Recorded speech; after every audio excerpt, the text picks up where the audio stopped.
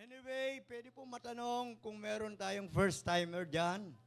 Nadala ba natin yung family natin na matagal nang di natin nakakasama sa pagsamba dahil ngayon po ay I think huling araw o malapit na ang huling araw ng 2023.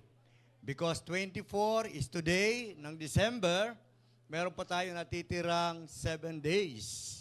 Amen? Para matapos ang 2023. So naisama ba natin yung ating family na mula noong January hanggang ngayong December ay wala pa sila, dapat maisama po natin. Yun po yung totoong maximizing Christmas celebration. Kaya nga po ngayon ay ating message ay about maximizing the blessing in your finances. At unang-una, dahil po, kaya tayo po ay pinagbala dahil may isinilang na sanggol. At ang kaligtasan ay pagpapalang hindi nababayaran. Ang sabi po ng Bible, for what shall profit as a man that he gain the whole world but loses his own soul forever. Ano daw po ang pakinabang ng isang taong nakamtam niya ang kayamanan ng mundo kung mapapahamak naman ang kanyang kaluluwa. Kaya ho, mga magulang, mga kapatid, encourage natin ang ating family.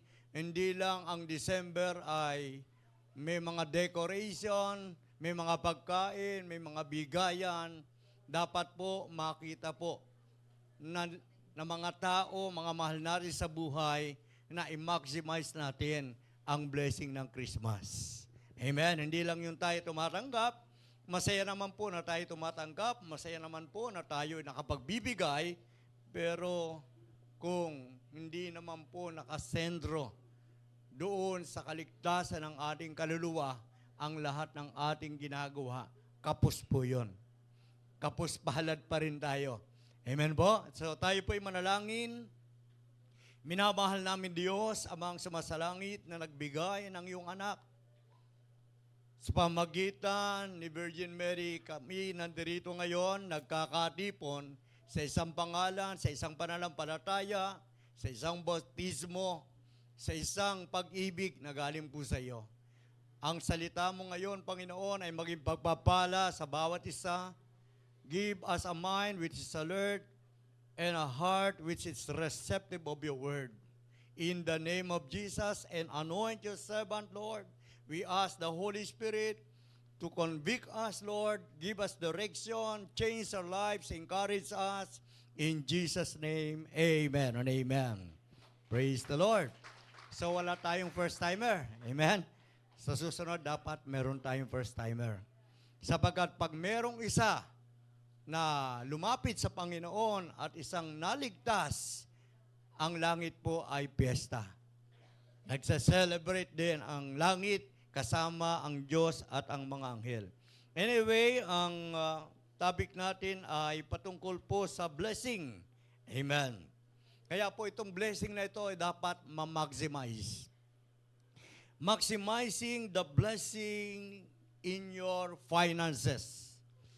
Para po sa susunod na taon, totoo na po yung ating talagang pagsasaya. Wala na yung utang, hindi na tayo yung nangungutang, hindi na tayo yung buntot, tayo na yung ulo, tayo na yung nagpapautang, tayo na yung masunurin sa Panginoon.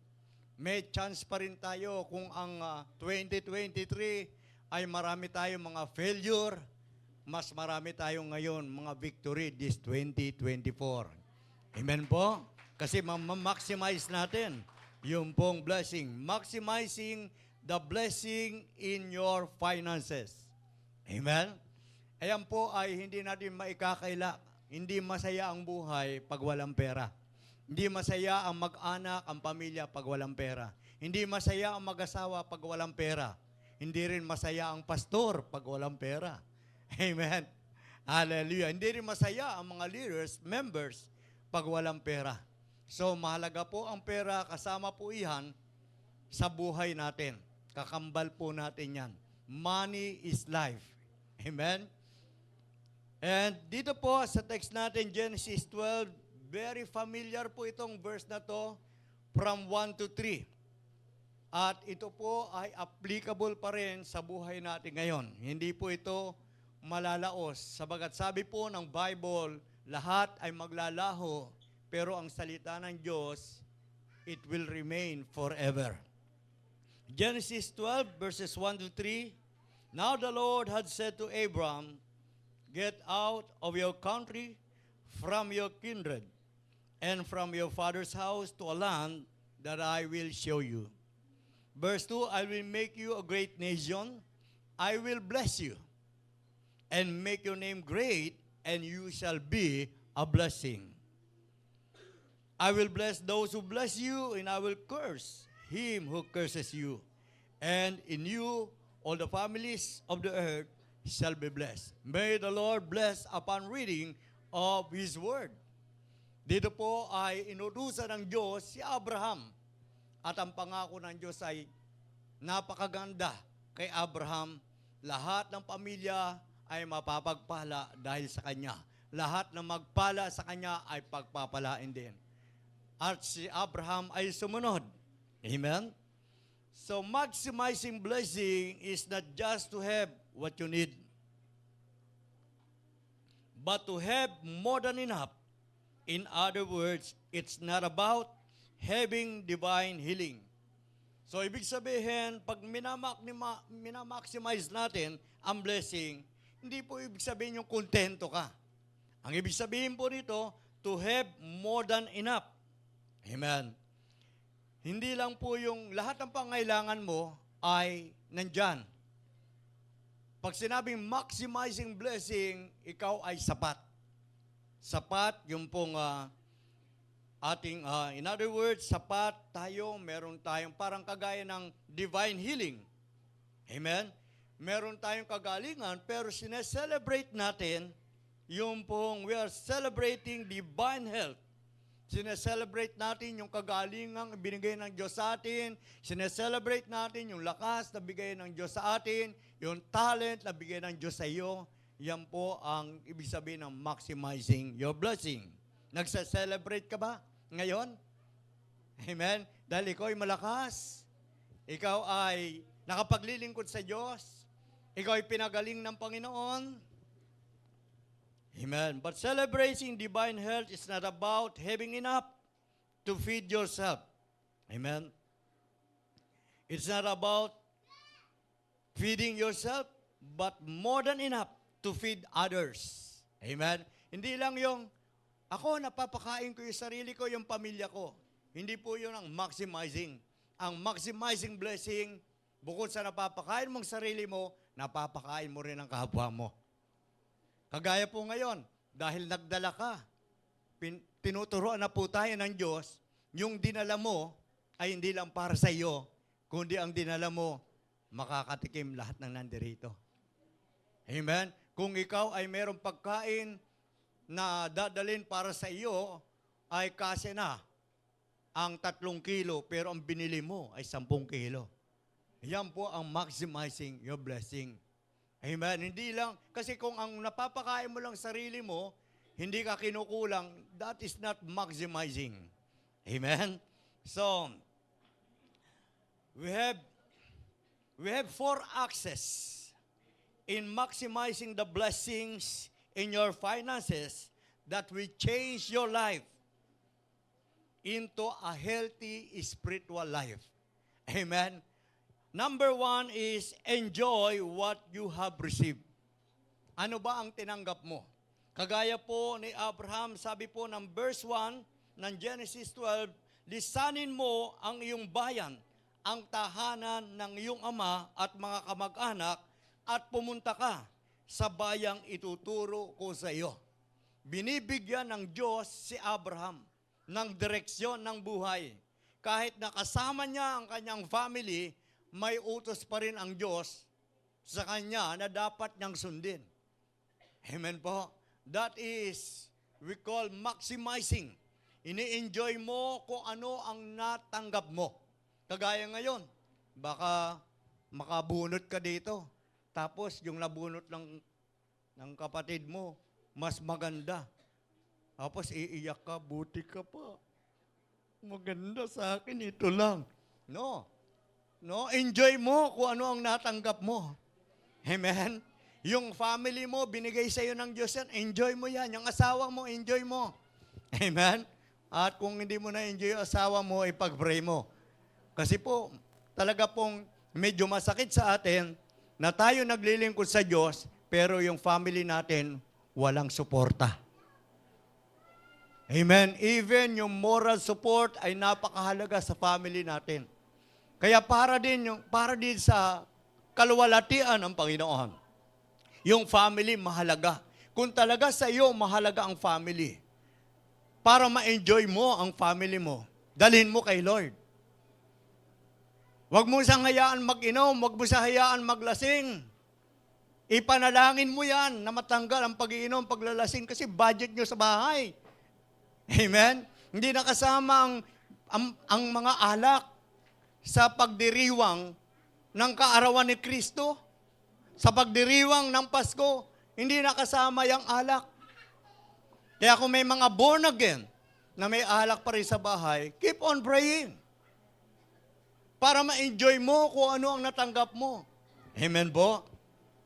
Kaya po, the joy of being blessed often or madalas is found in taking time to enjoy the blessing. Kahit maliit lang ito, enjoy mo to para ma-maximize. Pag sinabing maximizing, ito po ay lumalago, nag-grow. Kung ang kinikita mo nung nakaraang taon, nagkakahalaga lang ng 1 million, dapat sa susunod na taon, ang income mo, 2 million na kung kukwentahin, na ma-maximize. Yung buhay spiritual mo, ng buong taon, 2023, nagagamit ka ba ng Panginoon o isa ka sa maramdamin at matambuhin at isa ka pa sa nag-uusik sa church at hindi ka sumusuporta, hindi mo na ma-maximize ang binigay sa iyo ng Diyos. Enjoy mo dapat. Nang ikaw ay ma-born again, dapat maglingkod ka na sa Diyos. Nung ikaw ay makasama sa Jomsi Church family, dapat concerned ka na. Kung hindi ka pa rin concerned, you are not maximizing what you have received. Amen? Si Joel Osteen sabi niya, God will always bring the right people into your life, but you have to let the wrong people walk away. Kailangan yung para ma-maximize mo rin, kasi may mga wrong people na pinababayaan mo rin nasa buhay mo. Dapat meron na silang boundary. At kailangan maakay mo sila. Hindi po pwedeng ikaw ay born again, yung kasama mo hindi born again, nakikisama ka pa sa gawain ng hindi born again. Kahit ba magkasama kayo sa bahay, hindi na pwede magmura sa bahay. Lalo na pag ikaw ay naroon.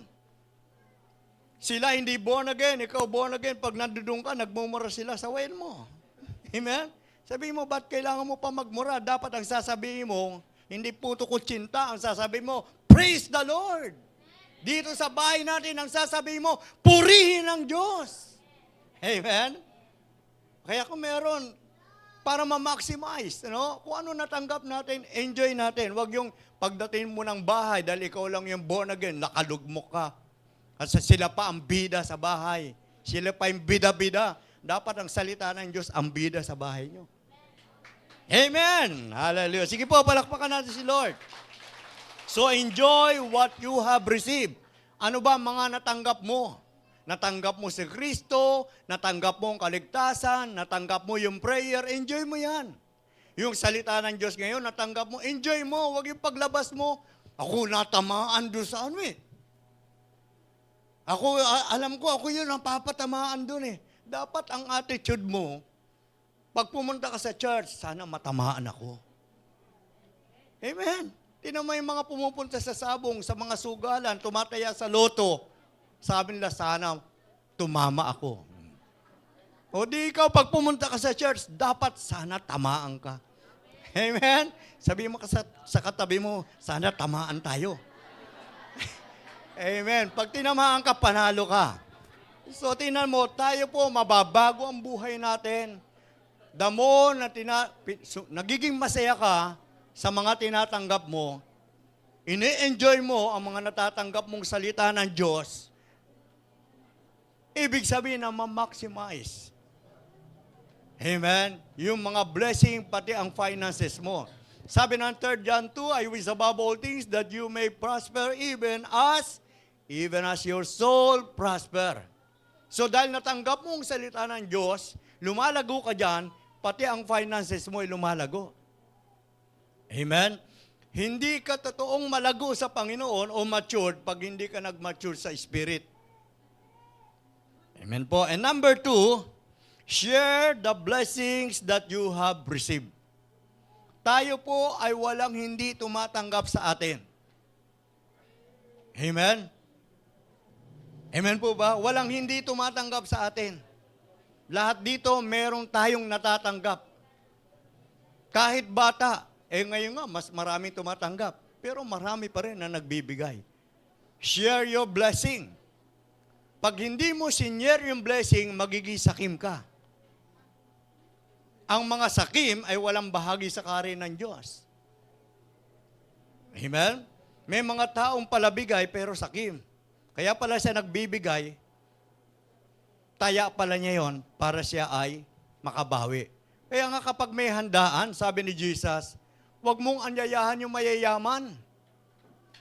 Huwag mong anyayahan ang mga tao na kaya ka rin imbitahin at suklian ang mga ginawa mo.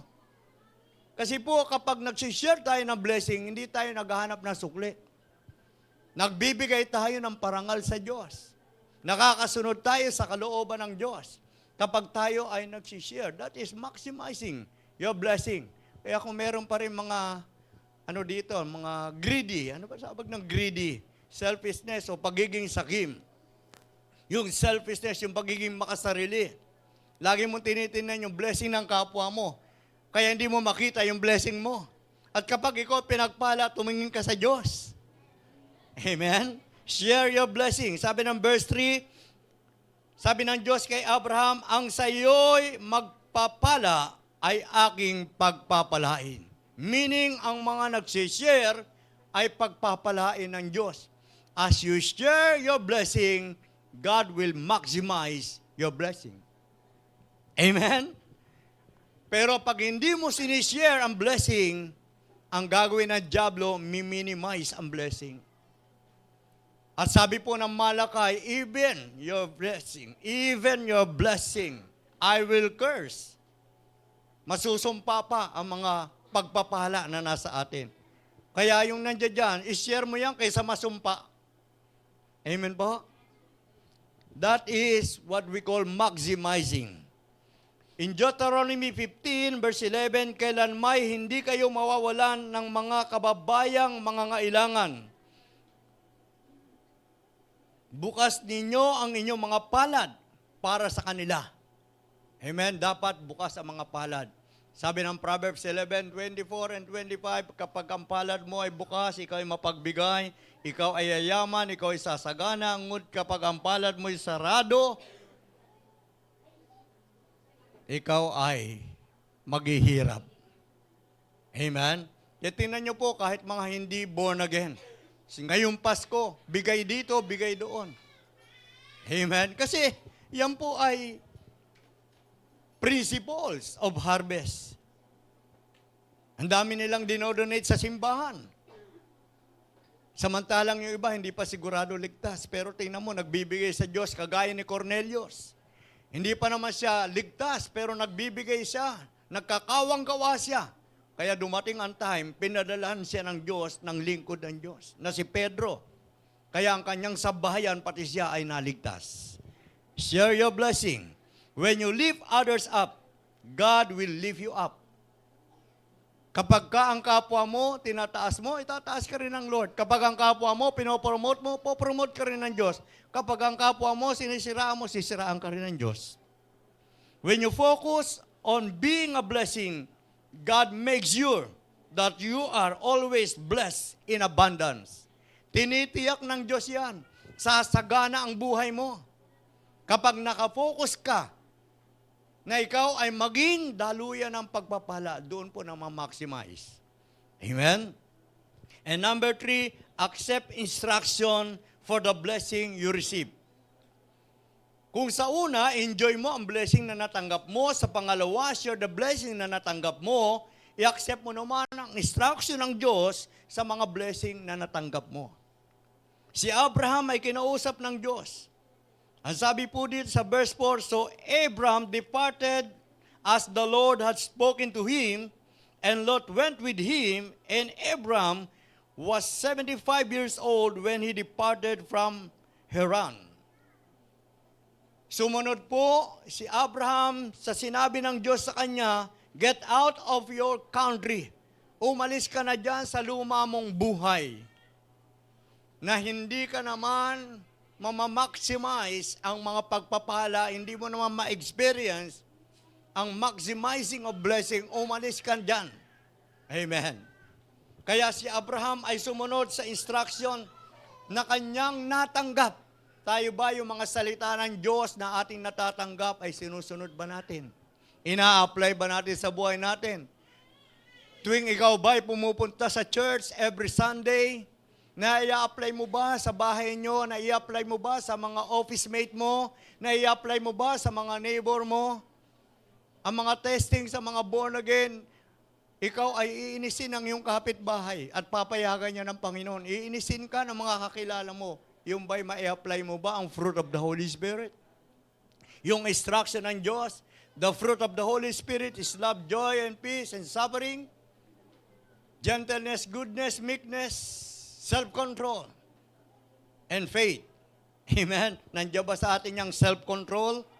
O ngayong umaga pa lang, may nakagalit ka na. At pumunta ka dito sa simbahan, hindi pa kayo nag-aayos. Ang instruction ng Diyos, kung ikaw ay sasamba at alam mong meron kang kagalit, Matthew 5 verse 23, iwan mo ang iyong handog at makipagkasundo ka sa iyong kapwa bago ka maghandog. Amen? Therefore, if you are offering your gift at the altar and there, remember that your brother has something against you. Meron something fishy ng malansa. Amen? Pag sinabing something fishy, malansa. Ano po? Meron kang kapatid o kaya kasama mo sa bahay. Nakipagkasundo ka ba bago ka pumunta at nag-alay dito? So that is the instruction. Amen? Dapat ina-apply natin. Amen po? Yung instruction, tinatanggap natin yung correction. We accept correction. Ikaw ba kapag ka tinutuwid ka, tinatanggap mo ba? Masakit naman pag tayo tinutuwid. Imagine natin yung bakal na baluktot. Pag yan ay itutuwid, hindi pwedeng hihipan lang yan. At sasabihin sa bakal, matuwid ka na. Hindi. May maso yan. May martilyo yan. At pupukpukin. Amen? Para matuwid. Sabi ng Hebrews 12, 5-7, kapag ikaw tinutuwid, ikaw ay nasasaktan. Pero dahil ikaw ay tunay na anak, kaya ikaw ay tinutuwid. Kaya kung may mga correction ba sa atin, yung correction, amen, dapat i-accept natin yon. That is maximizing the blessing para yung buhay natin maituwid. Amen po? Maximizing your blessing. Sabi ng verse 7, ito ang lupaing ibibigay ko sa iyong lahi. Verse 7 ng Genesis chapter 12. Tinan mo, instruction ng Diyos, pati lahi ay naapektuhan. Tinan mo, ang Diyos natin ay Diyos din ni Abraham, Diyos din ni Isaac, at Diyos din ni Jacob. Pareho tayo ng Diyos. The God of Abraham, the God of Isaac, and the God of Jacob is our God. Kung paano pinagpala si Abraham, pinagpala si Isaac, na maximize ang pagpapala kay Jacob, sa atin din po ay ma-maximize ng Panginoon. Accept the instruction.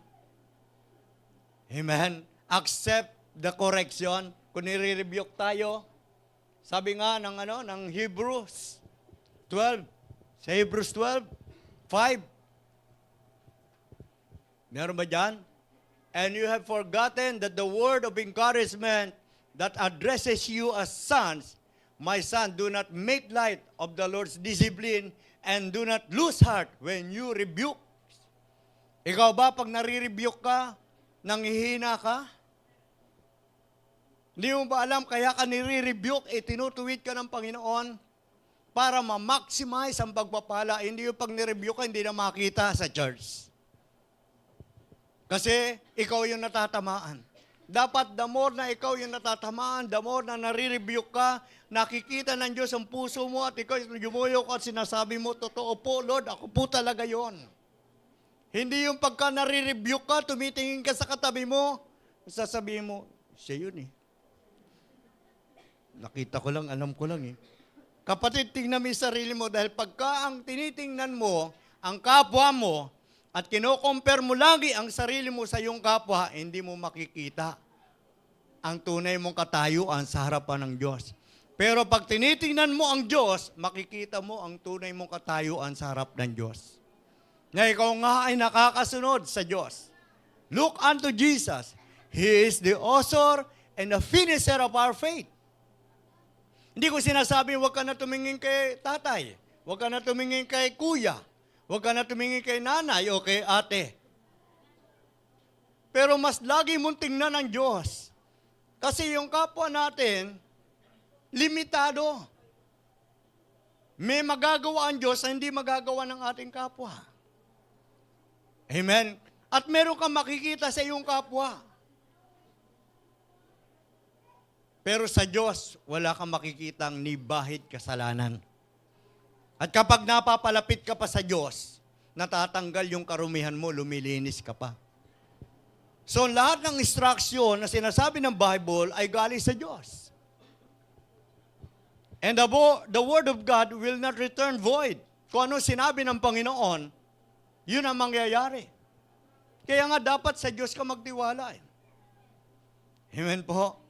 According to Jeremiah, cursed is the man who trusts in the arms of man. Kaya kapag pinagpala ka, lagi ka titingin sa Diyos. Huwag mo siyang gawing idol. Okay lang, i-appreciate mo siya. Amen? Para lagi kang pagpalain ng Panginoon. Hindi ko sinasabi, hindi mo na i-appreciate ang iyong kapwa.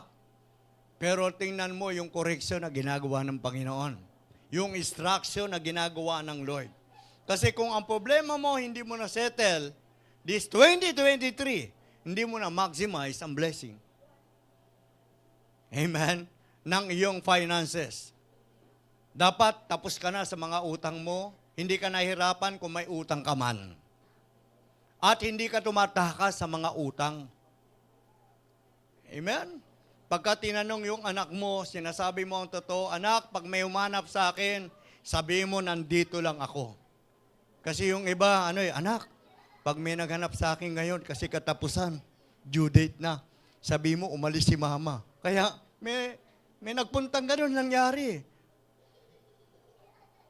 Pinuntahan yung bahay, andiyan ba yung mama mo? Sabi po ni mama, wala daw po siya. Saan napunta ang mama mo? Umalis po, hindi ko po alam eh. Ba't nandito tsinelas? Ito yung lagi niya suot pag pumupunta sa akin. Sabi po niya, wala daw siya. Di ba ma, sabi mo wala ka. Mali ka nga dito. Oh. Hallelujah. So tayo po ay gusto ng Diyos ma-maximize. No? Kapag may instruction ng Diyos, maging tapat tayo. Huwag tayo magsinungaling. Yung mga kabataan, lagi tinuturo dito, liars go to hell, pero nagsisinungaling pa rin. Dapat bawasan mo na at mawala na ang pagsisinungaling mo. No, mga kabataan? Sinabi mo sa mama mo, pumasok ka, yun pala, hindi. Pagka tinanong, may pera ka, sabihin mo, wala. O, di ba sinungaling na yon? Sabihin mo, mahal mo ang Diyos, pero yung aso pala mahal mo. No? Sa Lord, no? In Deuteronomy 28, verse 14, huwag ninyong lalabagin ang alinmang mga utos ng Diyos. Amen? So, accept natin yung mga instruction. Dahil pag nilabag natin ang utos ng Diyos, merong sumpa. Ang gusto ng Diyos, ma-maximize ang pagpapala at pag na-maximize ang blessing, pati lahi mo. Makikinabang, anak mo, apo mo, makikinabang. Kaya nga sabi ni David, yung mga taong righteous, sila daw ay malalakas sa bansa. Amen? They are mighty in the land. The generation of the upright, they were mighty in the land. Kapag tayo po ay merong sinusunod na instruction sa Diyos, nagiging upright tayo sa Lord. At dahil tayo ay upright, even our generation, nakakatikim ng pagpapala natin. Amen? Abraham, Isaac, and Jacob, hindi nagkaroon ng Israel. Kasi they accept the instruction. Sometimes meron silang failure.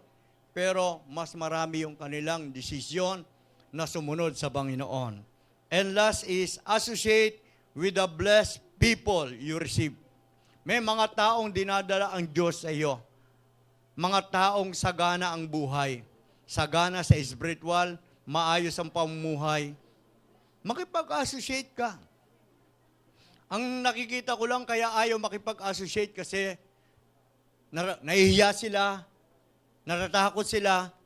Kung maging tapat ka lang sa iyong kapwa, may mga blessed people, may mga taong, mga matatalino, mga taong masagana, mga tao na makakatulong sa iyo.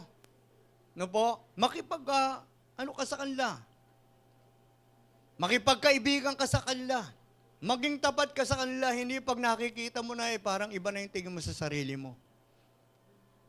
Kasi po, pag ikaw ay nakikisama sa mga blessed people, mga pinagpala ng Diyos na tao, hindi lang naman yung mayayaman dyan, yung mga taong alam mong ginagamit ng Diyos. Amen? Hindi naman laging ang sukatan natin ay ang taong pinagpala ay maraming pera sa bangko. Kung malayo naman ang puso sa Diyos, kailangan ilapit pa rin sa Diyos. Amen? Mga taong malalapit sa Diyos, they are blessed. Makipag-associate tayo, makitungo tayo, makipagkaibigan tayo.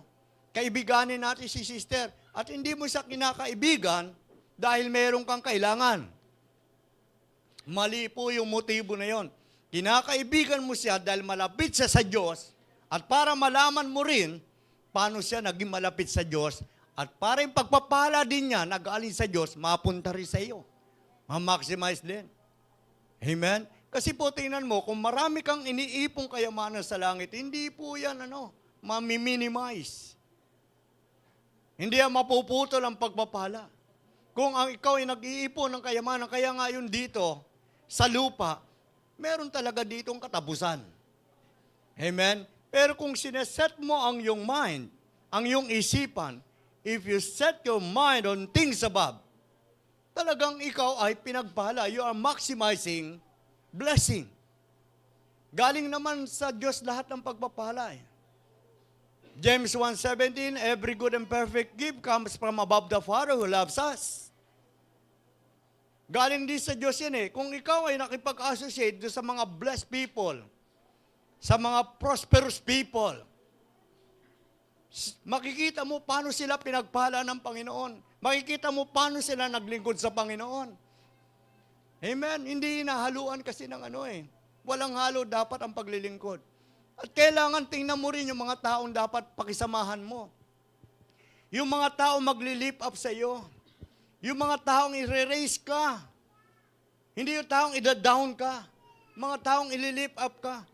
Yung mga blessed people, makipag-associate ka doon. Hindi, doon ka pa rin sama ng sama, doon sa mga taong hindi ka naman tinataas Wala namang promotion. Your destiny is too much important. Amen? Tingnan mo yung destiny mo. Kung yung mga tao na yan, nakasama mo, ay nawawalan ka lang ng value, don't waste your time. Amen po. Doon ka sa lalago ang pagkakilala sa Diyos. Doon ka sa mga taong hindi compromiser. Doon ka sa mga taong gusto talagang maging matuwid sa harapan ng Diyos. Pakitunguhan mo yon. Eh minsan nga sa ibang mga church, may leader. Yung leader ang layo sa pastor. Hindi niya alam yung pastor ang dinadaluyan ng pagpapala at unang kinakausap ng Diyos. Ang layo niya sa pastor, pero leader siya ng church. Paano ka pagpalain ng Diyos? Paano ma-maximize ang blessing mo? Ang layo mo doon kay Moses. At ang ginagawa mo pa, kagaya ni Miriam, kinakalaban pa si Moses, kaya nagkakaketong sila. Nasumpa pa sila. Di ba si Miriam nasumpa? Kinalaban pa si Moses. Dapat sa church, kung sino yung pastor mo, maging malapit ka. Amen? Para ikaw rin ay magamit ng Panginoon. Sumama ka sa taong mainit ang ulo, mainitin din ang ulo mo. Sumama ka sa mga taong chismosa, chismoso. Maraming chinichismis sa iyo. Marami kang natatanggap na balita. Isang araw, ikaw na rin ay chismosa, chismoso na rin. Amen? Kung sumama ka sa mga mayayaman, binibless mo ang mga taong mayayaman sa mga langit na bagay, sa mga material, yung mga tao na yan na sinasamahan mo, magiging kagaya ka. Kaya minsan, ang tagal ng pag-unlad, ang tagal ng maximizing ng blessing, pati finances, pati spiritual. Hindi ka naman nakikisama talaga doon sa pinaka-leader na nilagay ng Panginoon. Kaya ka lang pala nandiyan sa church, sinatarget mo na bumagsak para pa bumagsak, ikaw napalit. That is not maximizing the blessing. Respect mo kung sinong nilagay dyan, makipag-associate ka. Kesa naman naghahanap ka pa ng ibang kasama, wala ka na ibang hanaping kasama, kundi yung mga lingkod ng Panginoon na talagang sumusunod sa Diyos. Hindi ko naman sinasabing lahat ng lingkod ng Diyos ay samahan mo. Dahil may mga lingkod din ng Panginoon na hindi rin pare-pareho. Amen po. Makikita mo naman eh. Kapag ang kasamahan mo at sinasamahan mo ay mga tao na hindi naman nagbibigay ng kaluguran sa Panginoon, isang araw, ganun ka na rin. 1 Corinthians 15:33. Ang nakikisama sa mga tao na bad company, ay nagiging bad ka na rin. Amen? At tingnan mo, kapag nakipag-associate ka sa mga blessed people, prosperous people, sa mga spiritual na tao, makikita mo sarili mo eh. Kaya tingnan mo sarili mo ngayong taon na to. Na-maximize ba? Hindi. Nagsasarili ka pa, nagsosolo ka pa. Samantalang nasa isang church ka naman. Amen? Dapat binibigay mo yung talent mo. Sabi ng verse 3, sa pamamagitan mo, lahat ng bansa sa daigdig ay aking pagpapalain. O, ano nangyari? Ano pangako ng Diyos? Abraham, lahat ng mga tao, sa pamamagitan mo, dahil ikaw ay blessed, binless kita. Dahil ikaw ay minaximize ko ang pagpapala sa iyo, yung mga taong sasama sa iyo, pagpapalain ko rin. Amen?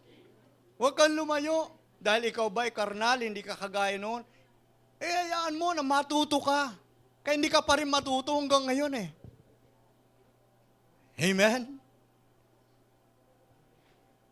Pasasaganahin niya ang inyong ani. Sabi ng Deuteronomy 28 verse 11. Tingnan niyo po. Lahat tayo may mga tinatanim tayo. At ang mga tinatanim natin ay pinangako ng Diyos, papasaganahin niya, ima-maximize niya. Yung ani mo ng 2023, mas marami kang harvest this 2024. Hindi to year of pig, or year of snake, year of rat. Amen? Every year is the year of the Lord. The year of prosperity. The year of victory. Amen? The year of harvest. Amen ba? Sabi ganon, the Lord will grant you abundant prosperity in the fruit of your womb, the young of your livestock, and the crops of your ground, in the land His word to your forefathers to give you.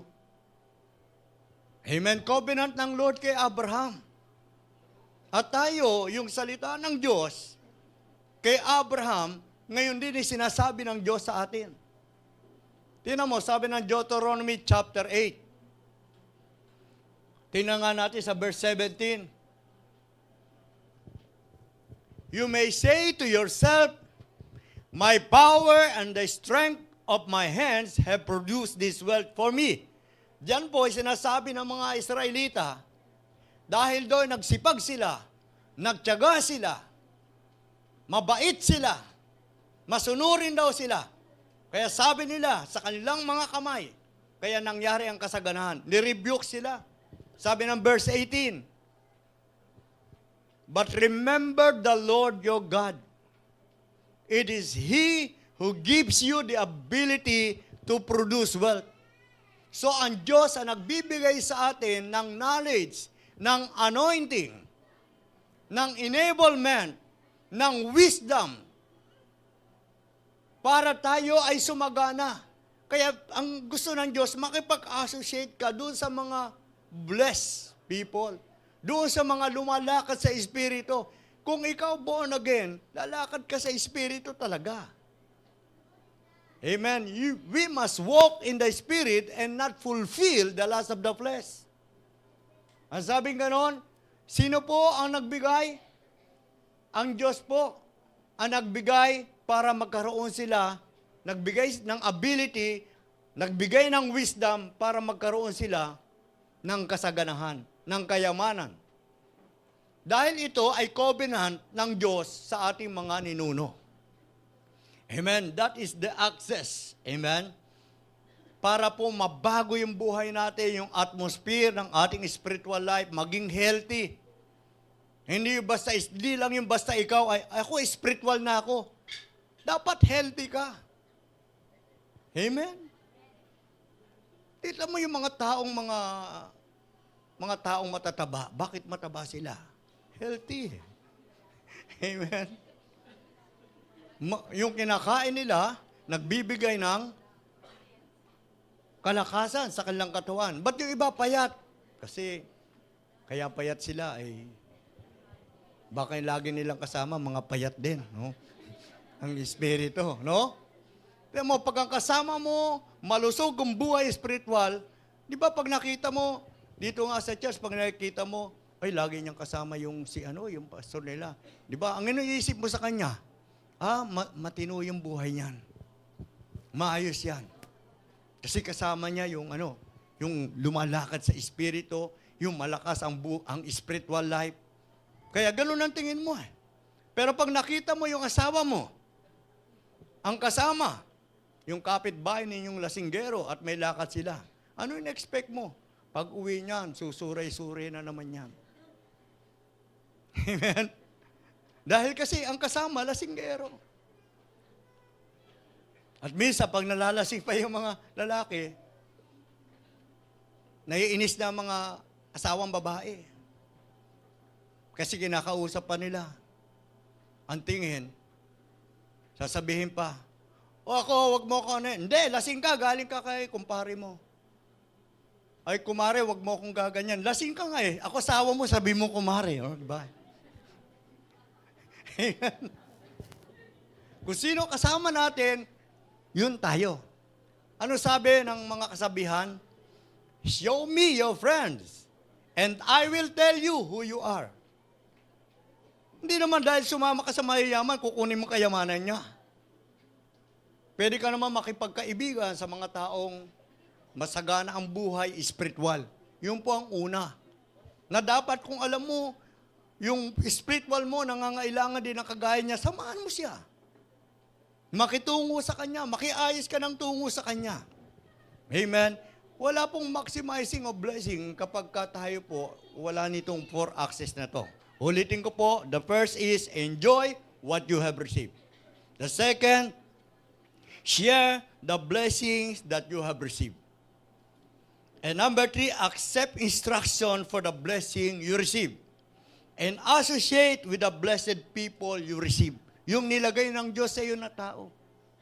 Makipag-associate ka, makisama ka, makitungo ka. Amen?